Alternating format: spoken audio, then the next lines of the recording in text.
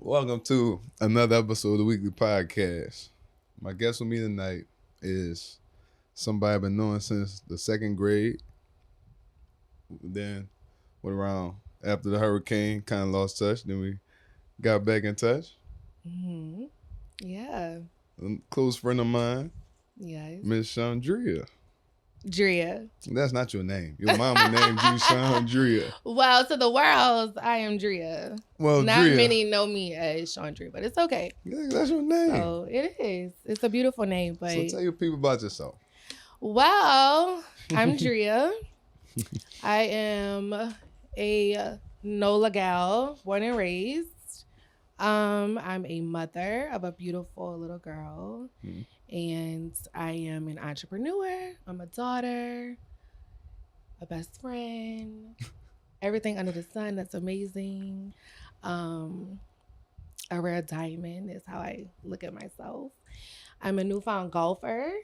Golf. Yes, I've taken up golf. So shout out to my luxury What girls. made you want to do that? New hobbies. Yeah. Yeah. That's New what's up. hobbies, something for myself. So yeah. It's about me.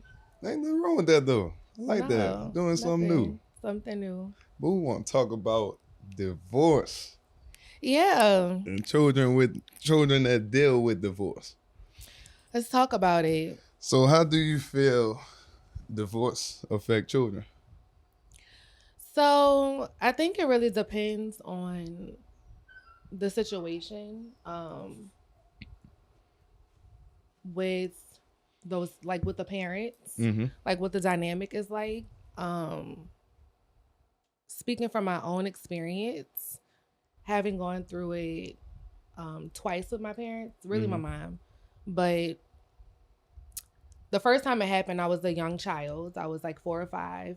My parents were together, they were married. We lived in the same household, and they separated when I was really young. So, when you're a child, you don't really know what's going on. Like, you Yeah. don't really have that emotional intelligence yet. So, for me, I didn't really understand it until like having to go to different households. Going to mommy's house and then going with dad and then like splitting up the weeks and spending a summer there, a break here. Like Mhm. it was very different. And it didn't really start changing until my father like became totally absent at some point. And then my mom eventually like remarried, after some years. And just recently, my mom and my stepfather actually separated. So now having to go through it as an adult, like a grown child, I would say that it didn't really affect me as much as it did when I was younger. So you feel like the older you get, the less affected you are by it. I think so. For me, it was. Or you think it's the understanding aspect of it? It's definitely an understanding. It's definitely like you just get it. You go through your own things, and it's just more of a letdown. It's more of a disappointment. If anything, it made me more cautious Mm-hmm. with my choices when it came to dating. So I feel like that's how it affected me as an adult versus as a child. I started to have like that trauma Mm-hmm. with the separation of my parents because, like I said, my father became very absent when I was around like 7, and I was a daddy's girl. So to just like have my dad disappear and like in thin air to me was very traumatizing because as a child you don't really know what's going on. Like you ask questions, and of course, like my mom, I would say she just shields me from that.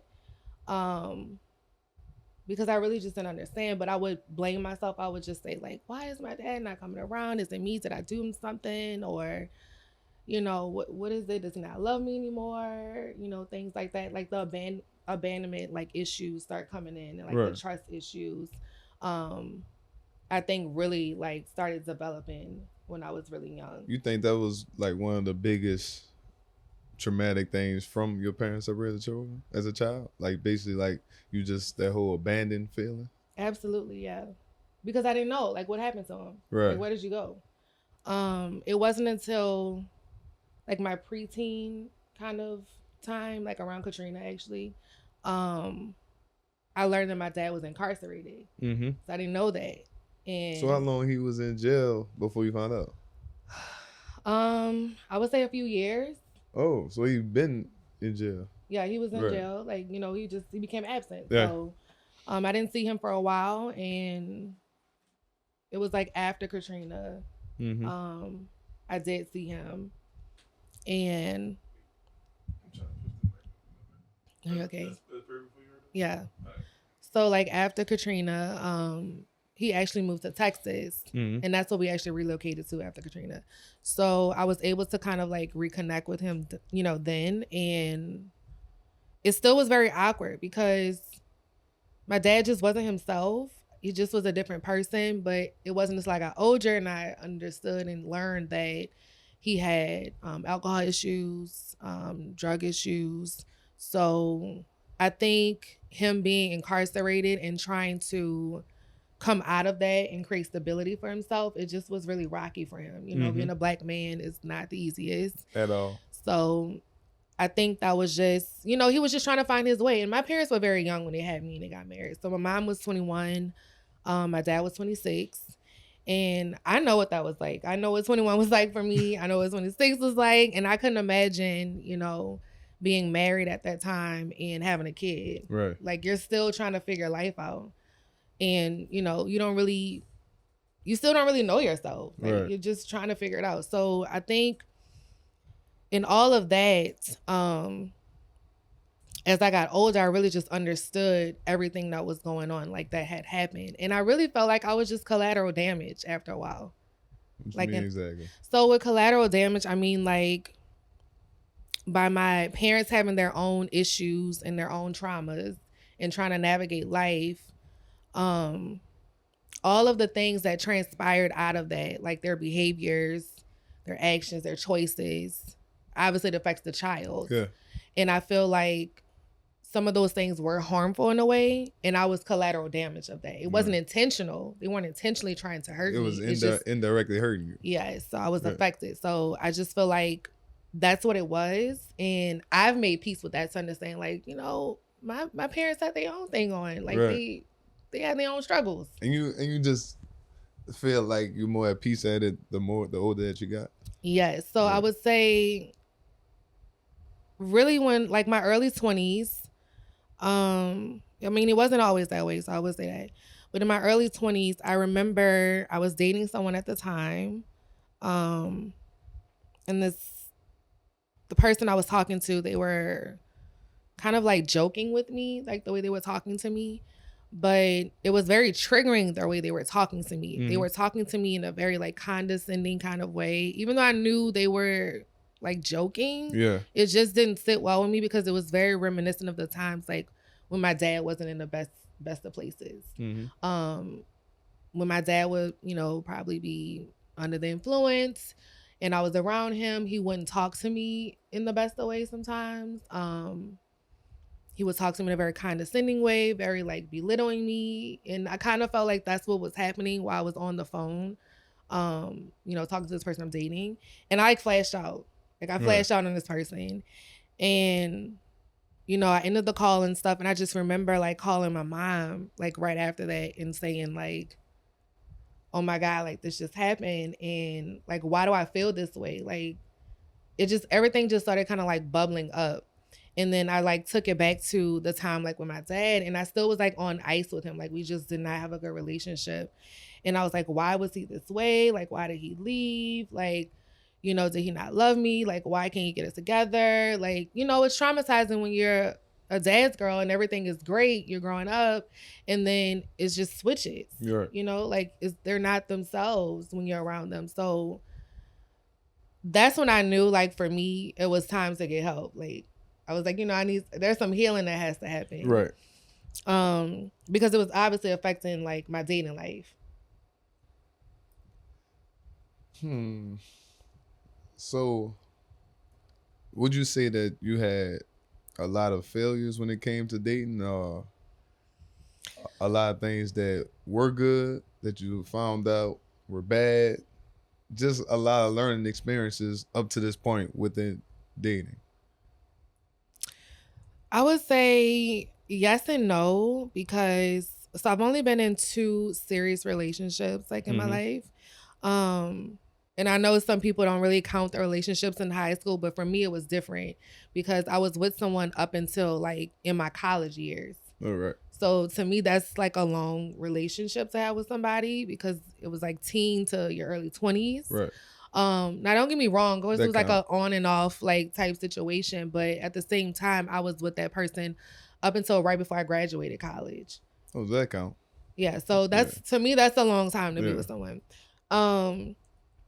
I feel like that relationship was stable. It was all I knew, but at the same time, there were definitely a lot of different things that happened within our relationship, but I just chalked it up to us being young.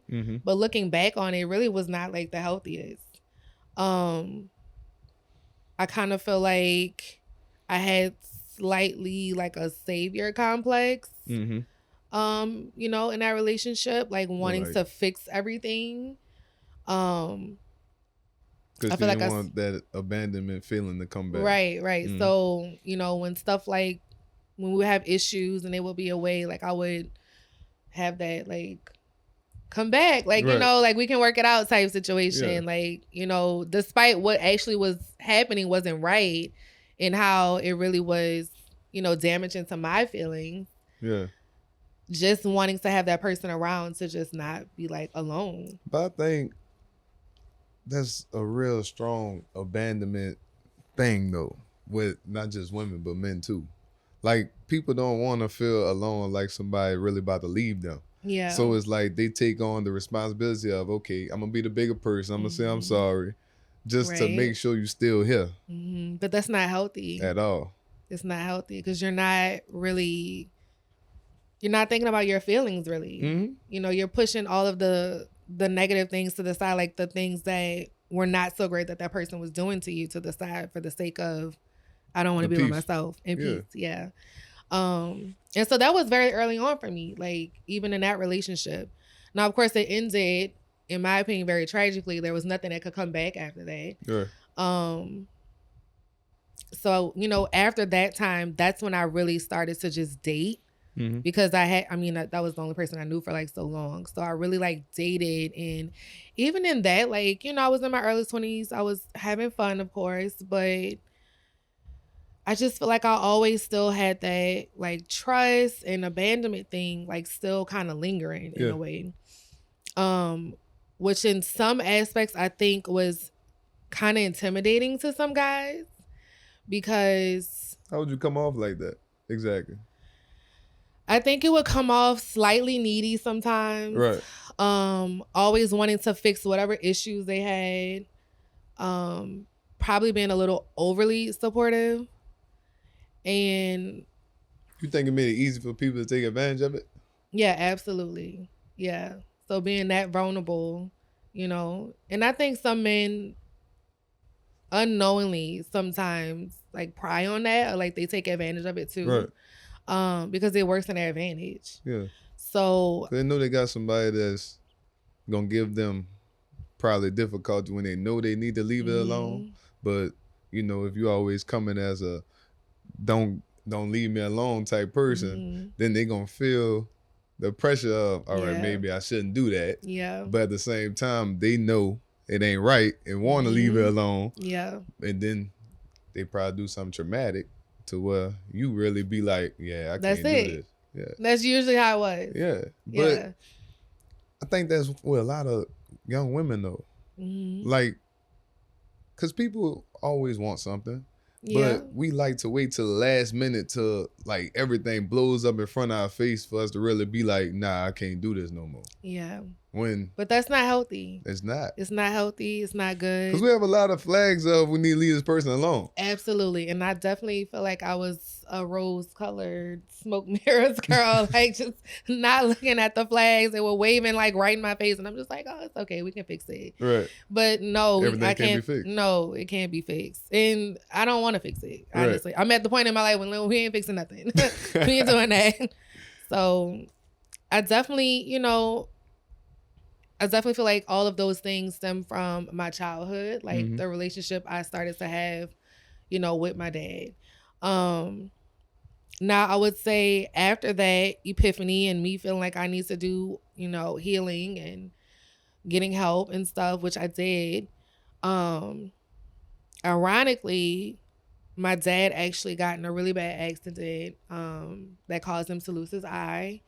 And I'm his only child, so I had to come to his aid, and he lived in Dallas in Texas. So there was a year where I was going back and forth, like helping him to kind of like get himself back on his feet and, you know, things like that. So during that time period, um, I spent a lot of time with him and really expressed like my feelings of like how he made me feel, you know, all Yeah. those years, because I feel like I never had a chance to really talk about it. And I mean, I think he received it, but then in the same time, I could tell that he really felt super bad about it. And he almost felt like helpless, like he couldn't help himself in those Yeah. moments when it was happening. And to know how it affected me, I can tell there was a lot of remorse like on his side. So, you know, we talked about it, we made peace with it. And for me, I recognized like my dad just really had some issues, like Right. in just life kind of rocks him a little bit. And it wasn't intentional. So, you know, after that, I think that's where I was able to make peace, and I chose to just forgive it all. Yeah. Um, and then now we're in a better place. Like I can talk to my dad like it ain't nothing. Like Right. we got a really great relationship. So That's good though. yeah. But a lot of men just don't really know how to navigate things, like you say, when life hit them, and that's really goes down to their children. It does. Unfortunately, it does. It does, which is scary. Very. It's very scary Because it starts with us. It does. And it shapes them. So I think, so like even for me, like, you know, I'm a mom now, and I just definitely when I became a mom, even with the relationship that I was in with my daughter's father, it wasn't the greatest. Mhm. Like it wasn't good. It's like I just really realized I cannot go on like this, the way I have been behaving and how, you know, the whole abandonment thing, like just the savior complex, like all of those things, like it was time to put everything to rest. Like I had to just, like it had to change because I did not want to bring my daughter into any of that. Mm-hmm. And I didn't. So, you know, I chose to walk away. Right. But you know, that's not, I know it's probably not what you wanted. No. But that could be another reason why you had that whole issue like that as well, because you know what you want. Mm-hmm. And when we be dealing with people for a long period of time, it just be like, all right, you're my person. I'm gonna make this happen with you.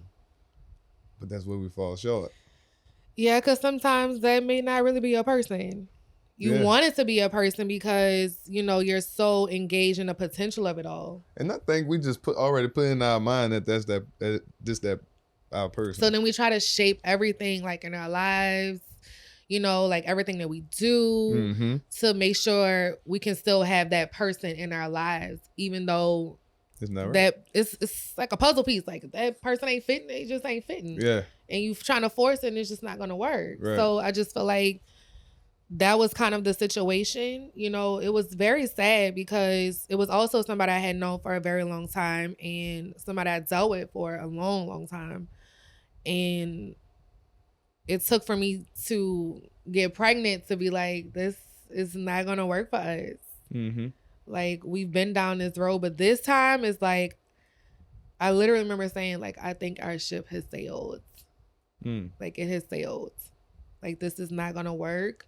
I think we just need to be better for ourselves and our child. Right. And we're just gonna have to navigate it that way. Yeah, sometimes that's the best thing to do. It is. It's not always easy everyone. for everyone. It's not the ideal situation. But. No, but you have to do what's best, you know. So how was it for you, just like dealing with your parents divorcing and then your mom separating after being remarried? What do you mean, like when?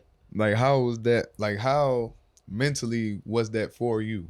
just When my like mom seeing and remarried. witnessing for her to remarry, and then you see that marriage end up in separation. So crazy enough, when my mom did remarry, I think I gave my stepfather the hardest time under the sun. No, we have a great relationship. Like, don't get me wrong, we have a great relationship today. But he came in my life when I was about 11. He had no kids, so he was okay with taking on, my mom and myself. And I just gave him the hardest time because I was just like, I have a dad. I have a dad. I'm raised up already. I'm not gonna say I'm grown, but it's like, at that age, you kind of like, I don't need nobody to come in here like trying to be a father figure. What you trying to do over here? So, no, I really feel like I gave him the hardest time. Like we butt heads, and it wasn't until I realized how hurtful it was to my mom. Yeah. That I was like, you know what? Being a brat is really not. It's not okay. Like, stop it. Like, you don't have to be a brat.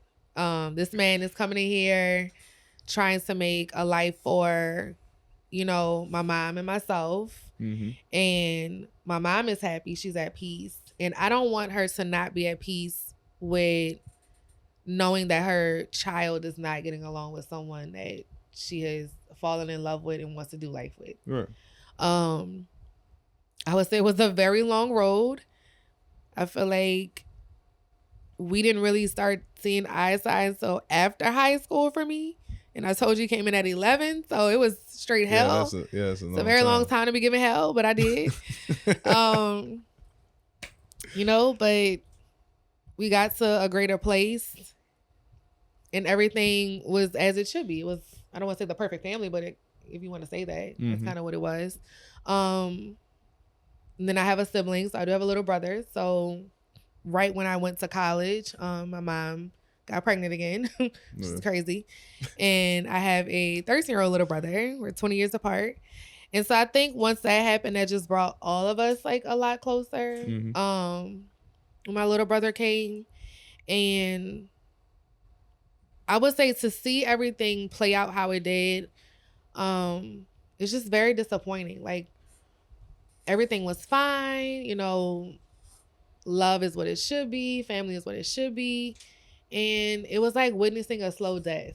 To see two individuals go from loving one another, being everything, that you would think a married couple is, to starting to look like roommates. And just seeing like the changes happen, like the intimacy is like kind of dying down. You see that the communication is like dying down, and you're like, it's just so disappointing to watch. But you can't really intervene too much. Right. You can only just be there to support, each parent. And I would say once it happened, it kind of was like a relief, because it just seems like it was something that was dying like over time. You felt the tension in there. Yeah, it was very thick, very, very thick tension. But now, like I said, it's just, I have a lot of disappointment in it, and I'm a lot more cautious. And even when it happened, I felt like I needed to take time to reflect. And I really crave solitude for some particular reason, like after it happened.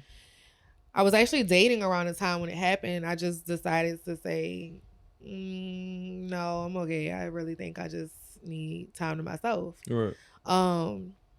Because honestly, I had been in relationships, like long relationships, and I had been dating, and it just seemed like I had been constant. And I never had time to just be by myself, like actually be a single person. So for the first time in like so many, years, I'm single by choice. I really am. And it's been great. I'm like rediscovering myself like at this age, and still navigating the motherhood. So, taking up new hobbies, finding the things that I like to do. Yeah, it's been very interesting. But Do you still want to be married? yeah, I Right. do. I think it's gonna look a lot different than what I wanted before and Mm-hmm. how I was going about it. You're right. I think before it was that image a little bit, Yeah. like what looks good, what feels good, and not really processing and understanding that it's a lot more than that. Yeah, it's bigger than that. It's way bigger. Because when you're going and looking like that, it becomes very that you're settled. Mm-hmm. You just And I don't settle want with, that. oh, I want to be married. Mm-hmm. Yeah, and that's when. And you settle for anything. Yeah, and everything. And go then bad. you're miserable because you settle for whatever for the moment. Exactly. And I don't want that. That's not what I want. It's a lot more that goes into it. It's a lot. It's the questions are definitely different now in dating. Right. It's a lot more different than what I would probably say beforehand. I think what is so key is having a foundation with someone. And when I say a foundation, like really just having something to be able to come back to. Mm-hmm. I think I don't see that a lot today in couples. No, well, the couples that I see. Now there's some couples I definitely see that, but I think that's why there's so many failed relationships just in general is because the foundation. There was really never a foundation, or it was rocky to begin with. That's another thing. It being rocky and somewhat toxic to begin with, because at the end of the day, a lot of times you don't really be completely honest when you start dating, and that's why a lot of things fail because you're not completely honest. Yeah. If you be completely honest, everything's gonna start falling into place because at the end of the day, that person's gonna become your best friend. Right. So it's easy for me to talk. So if it's easy for me to talk, I'm comfortable here. Yeah. And I'm happy. About anything. Exactly. You know, everything. Like all your and dirty little secrets. A lot of people can't do that. No, because, well, they can't do that because they're really not at peace with themselves. Right. You know, they don't have the self-awareness to be able to tackle those things that they really need to tackle. You know, everybody has baggage. You know, I think it's when you do find somebody, I think it's like, are y'all okay with each other's baggage? Like, are y'all okay to do life with each other's baggage? But knowing like, hey, that is your baggage and this is my baggage. Yeah. This is my responsibility and it's your responsibility. And we're just going to make sure we never mix that with us. I think sometimes that gets lost in translation with people when you don't have, like I said, that foundation, when you're, like you said, not being honest. Yeah. And, you know, not to like put it out there, but I think that was a little bit of what happened with my mom and my stepfather. Not saying that they weren't honest. I think it was just, I think one person wanted to change, elevate, and grow and was ready to heal, and the other one wasn't. Yeah. So I feel like when that happened, that's when a lot of the tension and like, you know, watching like a slow death and everything happened. I think they really did just grow apart. You really got to be honest about where you think you're going or where you want to go.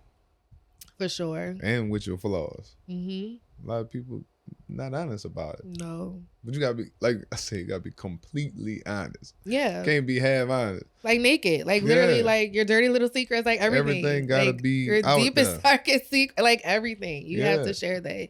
If you really want to be with that person, you know? I think, it's very important to be very honest. So what question do you have for me?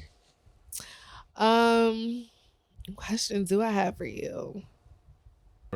Now that you have moved on and you're in a new relationship, has that affected your kids at all? I don't believe so. Okay. Because I think it's really more so the fact that they're young. You know, babies tend to adapt better. They do. And it's like, I somewhat feel like the way they look at things is no matter where I go, as long as I know my daddy got me, that's all that matters. Okay. So they rolling wherever I go. What about your oldest? Drew is just, at first, I think it was the separation that had him on edge. But like now that I have them more, I don't see no issues with him no more. What do you mean on edge? Like when everything first transpired? Like he used to be acting up in school, Mm. being bad, not listening. And then like now the fact of I have them more, he's way better now. So that was his form of expressing his anger and frustration with everything. Yeah. I can attest to that. I remember being very young and just not understanding everything. Right. So I do remember I was not the greatest child around that time in school. So I definitely can see, it's just different. Like, as children, you don't really know how to express yourself. Yeah. And I know that there's going to have that time where we're going to have our conversation about it with both of them. But it's going to be a little bit more with Drew than Drake, because Drew actually lived with me for a few years and Drake didn't. Like Drake he just rolling with everything. He just good. Okay. But he followed behind everything his brother do. As big bro. Yeah. Yeah. So he gets it. He's safe. Everything is safe and secure. Exactly. Yeah. So how is it with two different households now, like co-parenting?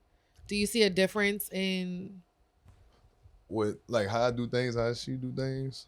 Not really. But I think the only major difference is the whole iPad thing. Like she let them use iPads. I don't. Why not? I just don't. That's just your thing. You're like, no iPads. We ain't doing the iPads though. Okay. We gonna sit down together, watch a movie. Oh, you're one of those that Lord. Okay. Or we going outside and play football or shoot. Like we're doing something. I'm not just like, nah, we ain't playing the iPad stuff. Okay, so that's the disagreement there. Yeah, that's about the only thing. Yeah, I mean, she understands. She makes sure that they don't bring it with them. So we good. So, how do they feel about a new addition to the family? They're actually excited. Okay, yeah. Cause Alicia already got 2 girls, so it's like them being around those 2, and about to have another girl coming, so they good, and it's really like a big family. I love it. And it's like just brothers and sisters fighting all the time. Like they already fight each other all day, so we're just adding on more people to fight. And that's really all it is. Yeah. How do you feel about a blended family now? I never wanted that. I know. But how do you feel about it now? But like, it's really not bad. Cause it's like, as long as I have under control my side, like you said, our baggage, right? Yeah. My baggage is my baby mom and my kids. Her baggage is her baby dad and their kids. Right. So as long as everybody handled their own baggage, it's perfectly fine. Yeah. And that's all it is. Like there ain't nobody coming in between back and forth, none of that. How does it feel to be a bonus dad though? Like how's that? I'm just learning what to do and what not to do. And they're also teaching me how to be when my daughter gets here. Because it's like at times I would like talk loud like I used to talk with my boys, and then like they just freeze up, start looking. I'm like, yeah, I can't be talking like that. I gotta work on my communication. And girls are easy. A lot more gentle. Yeah, way more gentle. So they're gonna teach you how to calm it down. Bro, like yeah. I understand the answer. You're gonna become a softie. Yeah, I know. Yeah. I don't yeah, you're gonna be a softie. I don't know if I like that. But it's gonna be good. But it's easy. Like it's I know like my mom came from a blended family, and I seen how that came about. So it made me change my whole outlook on it. So it's really not that bad. I'm just looking at it as I'm just another person to help raise these young women to be amazing people. Just like she's helping me to raise my boys to be just another add-on to make our kids amazing people. Yeah. Yeah, that's all it is. This is beautiful. Yeah. I can't wait to see what this looks like in like the next 5-10 years. You always say Yeah. that. See, they crazy and just run around, flip and jump on everything and make noise. But I really can't wait to see like 10 years from now when everybody just where they at. Everybody's in the room quiet, ain't saying nothing. But another thing I like about the situation is our schedule. Okay. So it's like on the weekends, every other weekend, we have both of them at the same time. And then when I get the boys my extra days, we just have the boys and us. And then when the boys go back to their mom, we get the girls. So it's just the girls and us. So it's like my kids get me and her, her kids get me and her, and then they also get everybody together. Oh, that's like a perfect. It's a perfect setup. Perfect way to just like phase right into the new life. Yeah. It feels like it's almost meant to be. Obviously. Yeah. Yeah. Yeah, I like that. I'm gonna keep the last comment to myself. But yes, that's good. Yeah. That's really, really good. So let me ask you one more question though. What advice do you have for me with going through a divorce and raising my kids? From just the child's lens of that. Check in. Seriously, check in. Check in with your kids. And I mean not just like, hey, you feeling all right? No, like really check in. Like ask the questions. How do you feel about this? How do you feel about this new life we have? Like, what are you feeling? Like ask them about their actual emotions. Like make sure you do that. On both sides, even with your bonus kids. Right. Like how do you feel about this dynamic?